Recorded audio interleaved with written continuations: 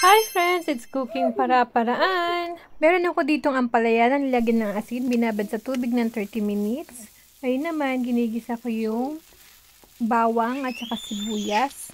Kapag golden brown na siya, ilalagay ko na tong kamatis, pampaganda ng kutis. So wala po akong ibang fresh meat or mga seafoods, kaya nakita ko tong aming leftover. Ginisa din yan sa bawang at saka may butter at saka toyo. Feeling ko hindi naman sila nagkakalayo ng magiging lasa ng ginisang ampalaya. Kaya para-paraan, meron na akong pang sahog din yan. Hahaluin ko lang sandali ng konti. Ngayon, lalagyan natin to ng tubig. Konti lang, siguro wala pang half cup.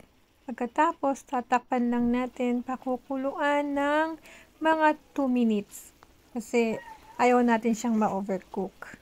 So, dati, every year, meron akong tanim na ampalaya at saka patola. Pero this year, masyado akong busy. Hindi ako nakapagtanim ng kahit ano.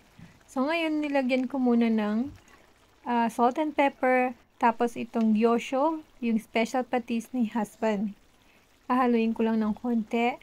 Then, tatakpan ko lang siguro ng another ilang seconds lang. Tapos, ilalagay ko na tong egg. Ito yung final touch ng ating ginisang ampalaya din yan. Alam nyo ba na ang ampalaya ay isang prutas? Tama po. Ito ay isang prutas na mayaman sa vitamin A, B, C, and E, zinc, potassium, at iba pang mga nutrients. Thanks for watching! Please don't forget to follow.